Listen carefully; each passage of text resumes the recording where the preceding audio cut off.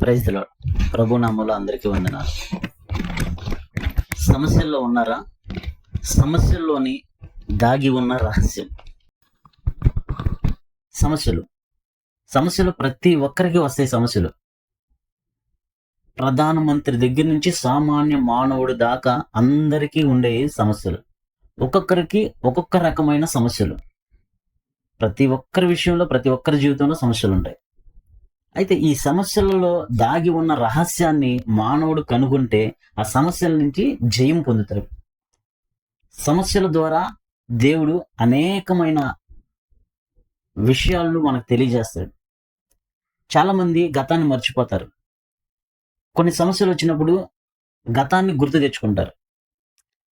కొంతమందికి కొన్ని సమస్యలు వచ్చినప్పుడు అవకాశాలు వస్తాయి. సమస్యల్లో నుంచి అవకాశాలు పుట్టుకొస్తాయి. కొంతమందికి సమస్యల ద్వారా ఆశీర్వాదాన్ని ఇస్తాడు దేవుడు.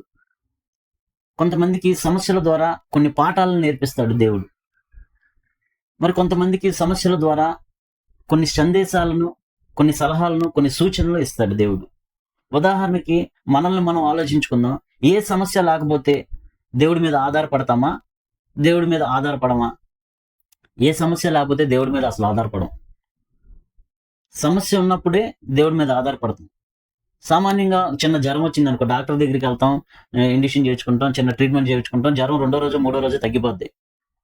దేవుడి మీద ఆధారపడం. పెద్ద జబ్బు వచ్చింది అనుకోండి, ఆ జబ్బుకి ట్రీట్మెంట్ చేయించుకున్నప్పుడు దేవుడు లైట్గా గుర్తుకొస్తాడు మనకి, కొంతమందికి. అదే ఒక జబ్బు వచ్చింది, ఏ డాక్టర్ నయం చేయలేడు అని అతనికి తెలిసిందనుకో, ఆ వ్యక్తి ఏం చేస్తాడు? కంప్లీట్గా దేవుడి మీద ఆధారపడతాడు. అలాగా సమస్యల ద్వారా మనం కొన్ని ఆశీర్వాదాలు పొందుకోవటానికి, కొన్ని పాఠాలు నేర్చుకోవడానికి, కొన్ని సలహాలు, సందేశాలు దేవుని యొక్కనే పొందుకోవడానికి, కొంత ఆశీర్వాదాన్ని మనం సంపాదించుకోవడానికి, మనకు కొన్ని అవకాశాలను కల్పించడానికి దేవుడు మన జీవితంలో కొన్ని సమస్యలను అంగీకరిస్తాడు. దేవుని చిత్తానుసారంగా అవి అంగీకరించబడతాయి. ఉదాహరణకి మనం యేసోబు గారిని, యాకోబు గారిని ఎన్నో మందిని చూద్దాం. ఇలాగా ఒక్కొక్కరి ద్వారా కొన్ని సమస్యల ద్వారా దేవుడు వారికి ఎలా జయమిచ్చాడో మనం చూద్దాం. మొదటిగా, సమస్యలు గతాన్ని గుర్తు చేసేవిగా ఉంటాయి. సమస్యలు ప్రతి ఒక్కరికి వచ్చేవి. పరిశుద్ధ గ్రంథంలో గొప్ప గొప్ప భక్తులకి అందరికీ సమస్యలు వచ్చినాయి. అంటే సమస్యలు వచ్చినాయి అంటే